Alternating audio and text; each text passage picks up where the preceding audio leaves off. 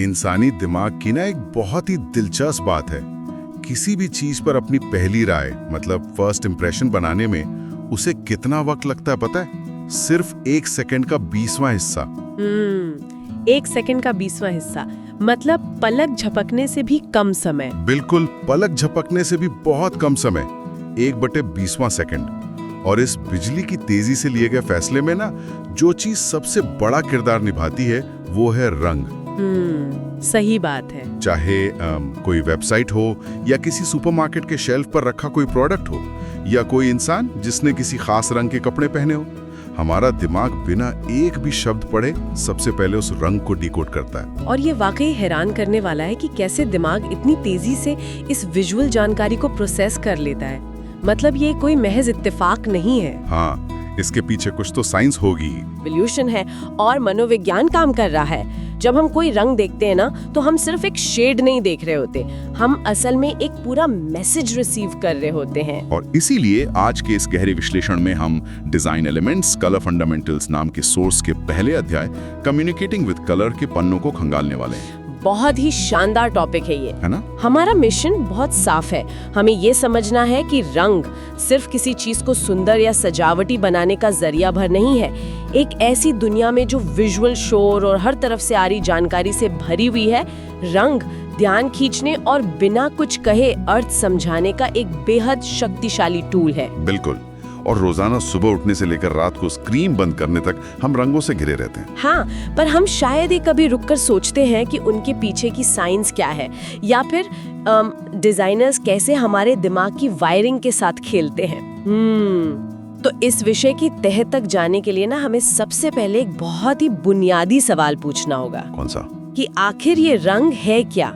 और इसका जवाब डिब्बे में बंद किसी पेंट में नहीं है, बल्कि प्रकाश की भौतिकी मतलब लाइट की फिजिक्स और हमारे शरीर की बायोलॉजी में छिपा है। तो जरा इसे डिकोड करते हैं। प्रकाश और हमारी आंखें मिलकर ये जादू करते कैसे हैं? मतलब क्या अंधेरे में रंग का कोई वजूद ही नहीं है? वैज्ञानिक नजरिया तो यही कहता है, बिना प्रकाश के रंग का कोई वजूद नहीं है। अच्छा। हाँ, जो रंग हमें अपने आसपास इतने ठोस लगते हैं वो असल में प्रकाश की अलग अलग वेवलेंथ्स मतलब तरंग दैर्ध्य है। जब प्रकाश जैसे सूरज की रोशनी अलग अलग किसी सतह पर पड़ता है तो वो सतह अपने केमिकल नेचर के हिसाब से कुछ किरणों को सोख लेती है और बाकी को रिफ्लेक्ट कर देती है। बिल्कुल, और यही रिफ्लेक्टेड किरणें हमारी आंखों तक पहुंचती हैं। एक उदाहरण देती हूँ, लाल रंग की वेवलेंथ ना सबसे लंबी होती है। अच्छा, इसीलिए खतरे के निशान हमेशा लाल होते हैं। हाँ, क्योंकि वो लंबी वेवलेंथ की वजह से दूर से ही दिख जाते हैं। और इसके उलट बैंगनी या वॉयलेट रंग की वेवलेंथ सबसे छोटी होती है। मतलब हमारी आंखें एक तरह से लाइट को कैच करने वाले रडार हैं। लेकिन आंखों के अंदर ऐसा क्या फिट है जो इस रिफ्लेक्ट हुई लाइट को हरे या नीले रंग में बदल देता है? हमारी आंखों के रेटिना में एक बहुत ही जटिल बायोलॉजिकल सिस्टम होता है। इसमें ना रॉड्स और कोन्स नाम के लाखों लाइट सेंसिटिव रिसेप्टर्स होते हैं। रॉड्स और कोन्स, तो इनका अलग अलग काम होता है? हाँ, रॉड्स हमें अंधेरे या कम रोशनी में देखने में मदद करते हैं और कोन्स का काम होता है रंगों को पहचानना। ये कोन्स इन प्रकाश किरणों और उनकी फ्रीक्वेंसी के बीच के बारीक से बारीक अंतर को बहुत तेजी से पकड़ लेते हैं। तो कितने रंग पहचान लेते होंगे ये कोन्स? आपको जानकर हैरानी होगी कि एक आम इंसान की आंखें लगभग 1 करोड़ मतलब 10 मिलियन अलग अलग रंगों के बीच का अंतर पहचान सकती हैं। 1 करोड़ रंग? अरे बाप रे, यह आंकड़ा तो सच में दिमाग चकरा देने वाला है ना? हाँ, और इसी साइंस के हिसाब से सफेद और काले रंग की परिभाषा भी तो बिल्कुल बदल जाती है। मतलब अक्सर हम सफेद को खाली और काले को ठोस मानते हैं। हाँ, पर विज्ञान इसे बिल्कुल उलट देखता है। वो कैसे?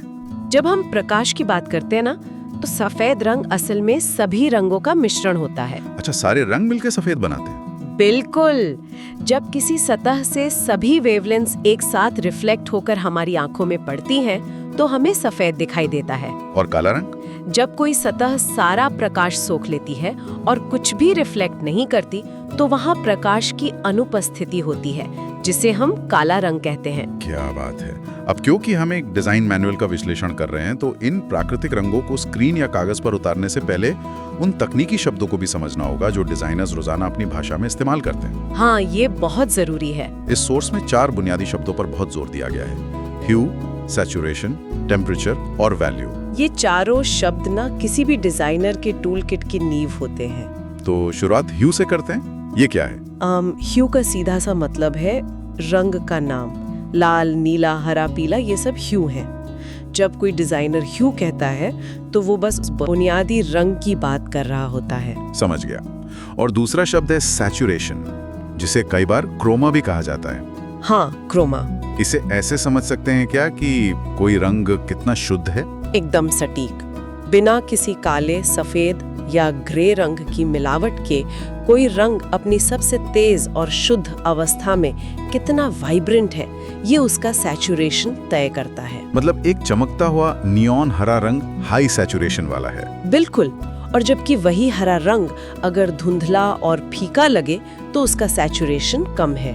फिर आता है टेम्परेचर या तापमान।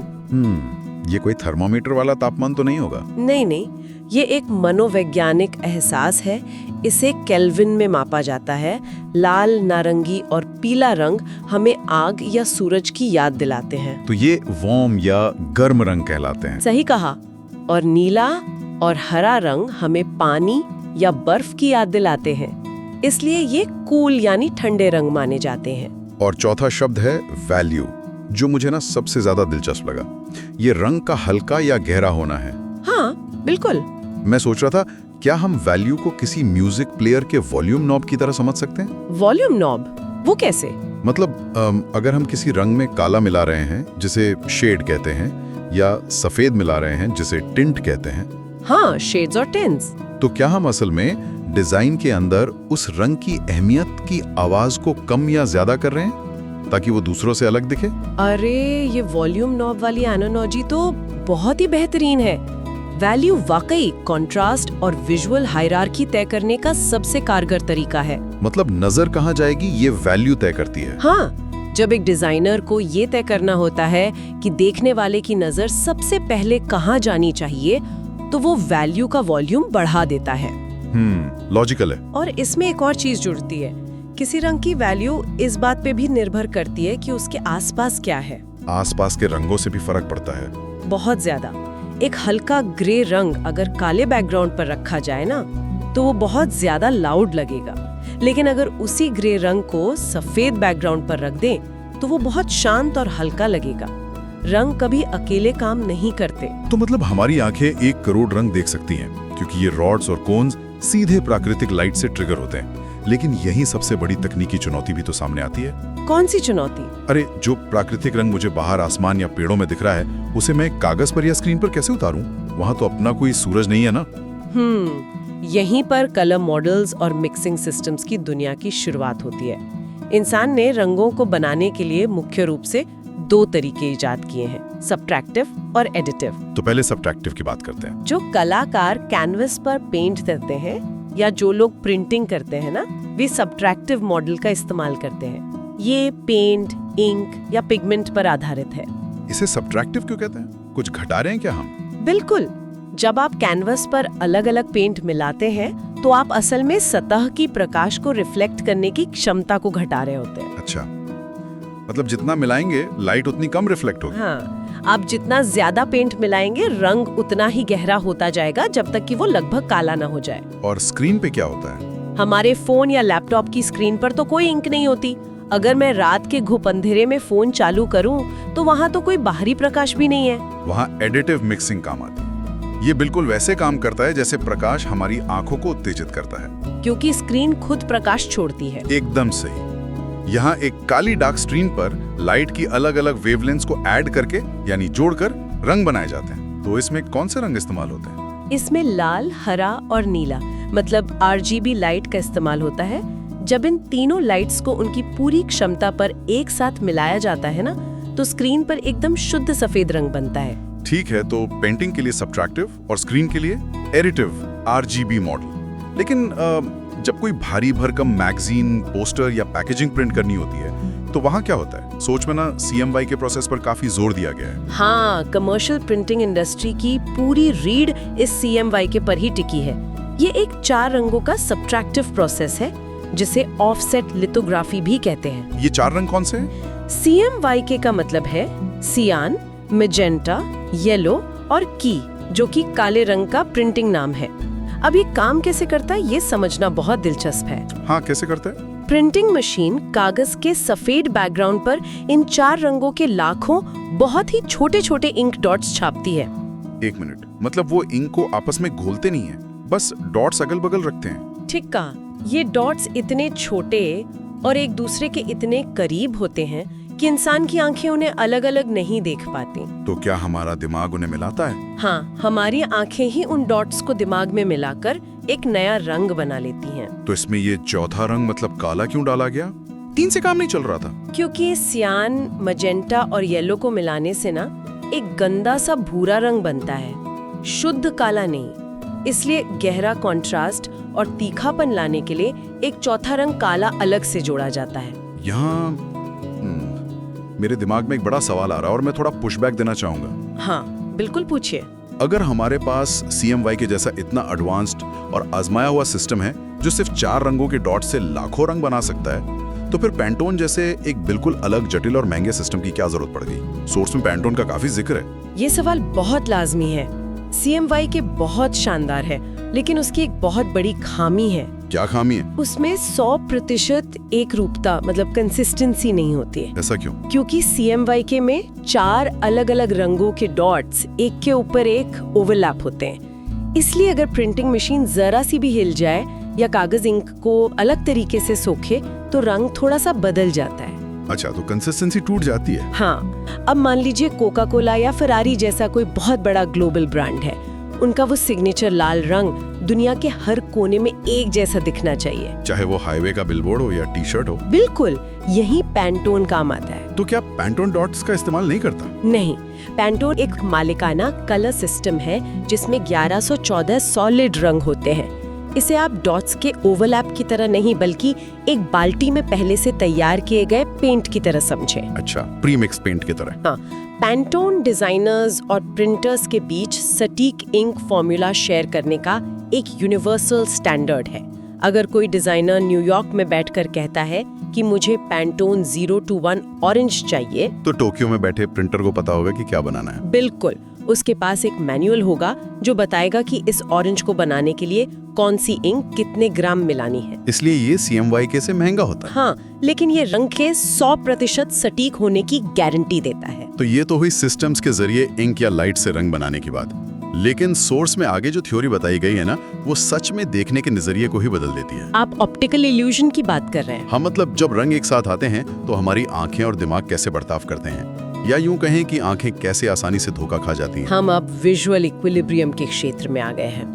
जो हैंस इटन नाम के एक बहुत ही मशहूर डिजाइन थ्योरिस्ट ने इस पर गहरा काम किया था। उन्होंने क्या बताया था? उनका कहना था कि कलर हार्मनी मतलब रंगों के बीच का सही तालमेल 3 अलग अलग स्तरों पर हासिल किया जा सकता है, विजुअली, इमोशनली और सिंबॉलिकली। और इसमें जो आंखों पर सीधा असर पड़ता है मतलब विजुअली, हाँ। उसमें सबसे दिलचस्प हिस्सा वो है जिसे सोर्स में आफ्टर इमेज कहा गया है। हाँ, आफ्टर इमेज बहुत ही कमाल का फिनोमेना है। इसमें बताया गया है कि अगर कोई लगातार एक ही रंग को, मान लीजिए एक बड़े लाल चौकोर को घूरता रहे और फिर अचानक किसी खाली सफेद दीवार को देखें, तो उसे दीवार पर लाल रंग नहीं हरा रंग दिखाई देता है। ये होता क्यों है?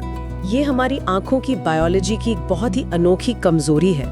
हमारी आंखें और दिमाग ना हमेशा एक संतुलन या न्यूट्रल स्थिति ढूंढने की कोशिश करते हैं। संतुलन मतलब जब आप बहुत देर तक किसी एक रंग को देखते हैं तो आंखों में मौजूद उस खास रंग को पहचानने वाले कोन्स थक जाते हैं। उन्हें फटीग हो जाता है। अच्छा, वो थक जाते हैं। हाँ, और जब आप अचानक नजर हटाकर किसी सफेद जगह पर देखते हैं तो दिमाग उस थकावट की भरपाई करने के लिए तुरंत उस रंग का कॉम्प्लीमेंट्री यानी ऑपोजिट रंग पैदा कर देता है, ताकि संतुलन वापस आ सके। बिल्कुल, इसलिए लाल देखने के बाद हरा दिखाई देता है। इसे समझने के लिए मेरे पास एक एनालॉजी है। क्या हम इन थके हुए आंखों के रिसेप्टर्स की तुलना एक थके हुए धावक से कर सकते हैं? थके हुए धावक से? हाँ, मतलब जो बहुत देर तक एक ही दिशा में पूरी ताकत से दौड़ने के बाद जब अचानक रुकता है तो संतुलन बनाने के लिए खुद ब खुद दूसरी दिशा में झुकने या गिरने लगता है। अरे, ये तो एकदम बेहतरीन उदाहरण है। और इसी धावक के उदाहरण को अगर आगे बढ़ाए ना तो समझ में आता है कि बेहतरीन डिजाइनर्स इंसान की इस कमजोरी का फायदा कैसे उठाते हैं। वो कैसे? वे उस थके हुए धावक के गिरने का इंतजार नहीं करते, वो जानबूझकर उसके गिरने की दिशा में पहले से ही एक गद्दा बिछा कर रखते हैं। वो गद्दा मतलब कॉम्प्लीमेंट्री रंग? बिल्कुल। जब डिजाइनर्स लाल रंग का भारी इस्तेमाल करते हैं तो वे जानबूझकर उसके आसपास कई हरे रंग का इस्तेमाल कर देते हैं, ताकि जब आंखें लाल देखकर थकें तो हरा रंग उन्हें सुकून दे। हाँ, इससे आपकी आंखों को तुरंत सुकून और एक विजुअल हार्मनी मिल जाती है। दिमाग को लगता है कि सब कुछ बहुत संतुलित है। ये तो बहुत स्मार्ट है। इसके अलावा एक और नियम है इंटरैक्शन और प्रॉक्सिमिटी का नियम। एक ही रंग अपने आसपास के रंगों के आधार पर बिल्कुल अलग बर्ताव करता है। हाँ, सोर्स में साइमल्टेनियस कॉन्ट्रास्ट का बहुत अच्छा उदाहरण था। हाँ, जिसमें ग्रे बॉक्स की बात की गई है। बिल्कुल। अगर हम एक ही ग्रे रंग का बॉक्स काले बैकग्राउंड पर रखें और वैसा ही ग्रे बॉक्स सफेद बैकग्राउंड पर रखें तो काला बैकग्राउंड उस ग्रे को बहुत चमकीला और बड़ा दिखाएगा, जबकि सफेद बैकग्राउंड उसी ग्रे को धुंधला और छोटा दिखाएगा। और घोस्टिंग इफेक्ट क्या होता है? अगर हम दो तेज कॉम्प्लीमेंट्री रंगों को, जैसे चमकदार लाल और तेज हरे को बिल्कुल एक साथ चिपका कर रख दें तो उनके बीच की सीमा पर एक घोस्टिंग इफेक्ट पैदा होता है। अच्छा, मतलब ऐसा लगता है जैसे दोनों रंग आपस में लड़ रहे हैं। हाँ, उनके किनारे वाइब्रेट करते हुए लगते हैं। इसे देखने से आंखों में दर्द भी हो सकता है। इसलिए कोई भी रंग कभी अकेले नहीं देखा जाता, वो हमेशा अपने पड़ोसी का असर लेता है। अब इन सारी प्राकृतिक प्रविधियों और आफ्टर इमेज को जानने के बाद ये तो साफ है कि रंगों के साथ काम करना कोई तुक्केबाजी नहीं है। बिल्कुल नहीं, इसमें बहुत कैलकुलेशन है। तो डिजाइनर्स के पास जरूर कुछ खास फॉर्मूले होंगे जिनसे वो तय करते हैं कि कौन सा रंग हीरो होगा और कौन सा साइडकिक। सोर्स में ऐसे किन प्रैक्टिकल टूल किट्स का जिक्र है? सबसे ज्यादा इस्तेमाल होने वाला मॉडल है the dominant, subordinate and accent system. इसे कई बार 60-30-10 का नियम भी कहते हैं। ये 60-30-10 क्या है? इसमें सबसे पहले एक मुख्य रंग चुना जाता है जो पूरे डिजाइन के लगभग 60% हिस्से पर हावी होता है। ये डोमिनेंट रंग होता है, जो ब्रांड का मेन मैसेज दिखाता है। हाँ, फिर एक या दो सबऑर्डिनेट यानी सहायक रंग चुने जाते हैं जो लगभग 30% जगह लेते हैं और मुख्य रंग का सपोर्ट करते हैं। और आखिर में आता है एक्सेंट रंग। एक्सेंट रंग मतलब वो जो बहुत कम इस्तेमाल होता है लेकिन ध्यान सबसे ज्यादा खींचता है। जैसे किसी बहुत ही साफ सुथरे ग्रे वेबसाइट पर एक चमकदार लाल रंग का बाय नाउ बटन। बिल्कुल सटीक। वो लाल रंग एक्सेंट है। वो सिर्फ 10% होता है लेकिन उसकी अहमियत सबसे ज्यादा होती है। इसके अलावा एक मीनिंग बेस्ड मेथड का भी जिक्र है। हाँ, ये मीनिंग बेस्ड मेथड मुझे पढ़ते वक्त थोड़ा कंफ्यूजिंग लगा था। ये असल में काम कैसे करता है? चलिए इसे एक आसान उदाहरण से समझते हैं। मान लीजिए एक डिजाइनर को एक बेकरी का लोगो डिजाइन करना है। ठीक है, बेकरी का लोगो। बेकरी के लिए बेस रंग चुना गया एक हल्का शांत और गर्म पीला रंग। अब कलर व्हील के हिसाब से पीले का ऑपोजिट यानी कॉम्प्लीमेंट्री रंग होता है बैंगनी, पर्पल। लेकिन अगर पीले के साथ गहरा चटक बैंगनी रख देंगे तो वो तो बहुत अजीब लगेगा ना। हाँ, घोस्टिंग इफेक्ट पैदा हो सकता है जो आंखों को छुपेगा। तो मीनिंग बेस्ड मेथड में डिजाइनर क्या करता है कि वो दोनों रंगों की वैल्यू और इंटेंसिटी को आपस में उलट देता है। उलट देता है मतलब? वो पीले रंग की चमक को थोड़ा बढ़ा देगा और उस चटक बैंगनी रंग में थोड़ा सफेद मिलाकर उसे हल्का पेस्टल या लैवेंडर शेड बना देगा। अच्छा, तो अब वो लड़ेंगे नहीं आपस में? बिल्कुल। अब जब ये दोनों रंग साथ आएंगे तो बहुत संतुलित लगेंगे। ये मेथड हमेशा एक हार्मोनियस कलर पैलेट तैयार करके देता है। बहुत खूब। और सिर्फ रंग ही नहीं, सोस में टेक्सचर को भी बहुत अहमियत दी गई है। हाँ, टेक्सचर बहुत जरूरी है। उसमें बताया गया है कि रंग के साथ टेक्सचर जोड़ने से, जैसे किसी खुरदरे कागज का लुक या कपड़े की बुनावट, डिजाइन की पूरी फील बदल जाती है। टेक्सचर असल में रंग को फ्लैट या सपाट दिखने से बचाता है। एक ही नीला रंग ग्लॉसी मैगजीन पर अलग रिफ्लेक्शन देगा और एक खुरदरा हैंडमेड पेपर पर बिल्कुल अलग गहराई दिखाएगा। मतलब ये डिजाइन में एक इंसानी स्पर्श जोड़ता है। हाँ, एक तरह की गर्माहट लाता है। लेकिन यहाँ मेरे मन में एक सवाल आ रहा है। ये सारे सिस्टम, 60-30-10 का नियम, वैल्यू को उलटने का फॉर्मूला, ये सब बहुत ज्यादा मैकेनिकल और कड़क नहीं लगता? कड़क किस मायने में? मतलब क्या ये फॉर्मूले और नियम एक डिजाइनर की असली क्रिएटिविटी को खत्म नहीं कर देते? अगर सब कुछ गणित के फॉर्मूले से ही चलेगा तो फिर इसमें कला कहाँ बची? ये ना डिजाइन की दुनिया की बहुत ही क्लासिक बहस है, लेकिन इसका जवाब ये है कि नियम एक पिंजरा नहीं है बल्कि एक मजबूत ढांचा है। एक स्ट्रक्चर है। हाँ, एक बार जब डिजाइनर को ये ढांचा समझ आ जाता है तो उन सीमाओं के भीतर प्रयोग करने के अनंत विकल्प खुल जाते हैं। आप एक ही फॉर्मूले में टिंट्स और शेड्स के साथ खेलकर हजारों मूड बना सकते हैं। ये भी है। एक पुरानी कहावत है ना, नियमों को एक प्रोफेशनल की तरह सीखो ताकि तुम उन्हें एक कलाकार की तरह तोड़ सको। सबसे बेहतरीन डिजाइनर्स नियमों को इसलिए जानते हैं ताकि उन्हें पता हो कि कौन सा नियम तोड़ने से सबसे ज्यादा असरदार विजुअल पैदा होगा। नियमों को इसलिए सीखो ताकि उन्हें सलीके से तोड़ सको। बहुत गहरी बात है ये। अब इस विश्लेषण के आखिरी पड़ाव की ओर बढ़ते हैं, असली दुनिया पर इन रंगों का प्रभाव और भविष्यवाणियां। प्रैक्टिकल दुनिया की बातें। हाँ, क्योंकि रंग सिर्फ किसी कैनवास या आर्ट गैलरी तक सीमित नहीं है। ये बड़ी बड़ी कंपनियों के बजट पर असर डालते हैं और बाजार के ट्रेंड्स तय करते हैं। प्रैक्टिकल दुनिया में ना, रंग के चुनाव में कला से ज्यादा बजट हावी होता है। वो कैसे? मैनेजिंग एक्सपेक्टेशंस के तहत डिजाइनर को देखना पड़ता है कि प्रोजेक्ट का बजट कितना है। अगर कोई लो बजट पैकेजिंग डिजाइन करनी है तो डिजाइनर सिर्फ 1 या 2 इंक कलर्स का इस्तेमाल करके ही सारा विजुअल कॉन्ट्रास्ट बनाएगा। वो वहाँ पेंटोन के 10 रंगों का इस्तेमाल नहीं कर सकता। हाँ, पैसा भी तो बचाना है। और फिर एक बहुत बड़ी इंडस्ट्री है कलर फोरकास्टिंग। ओह, ये तो बहुत बड़ा बिजनेस है। फैशन, ऑटोमोबाइल और इंटीरियर डिजाइन में आने वाले सालों में कौन से रंग ट्रेंड करेंगे, इसकी भविष्यवाणी करना। सोर्स में कलर मार्केटिंग ग्रुप जैसी संस्थाओं का जिक्र है जो रिसर्च करके रिपोर्ट बनाती हैं। लेकिन मैं इस पर थोड़ा सवाल उठाना चाहूंगा। हाँ, बताइए। क्या ये पूरी प्रक्रिया एक तरह की सेल्फ फुलफिलिंग प्रोफेसी नहीं है? मतलब आप कह रहे हैं कि वो खुद ही ट्रेंड बनाते हैं? बिल्कुल।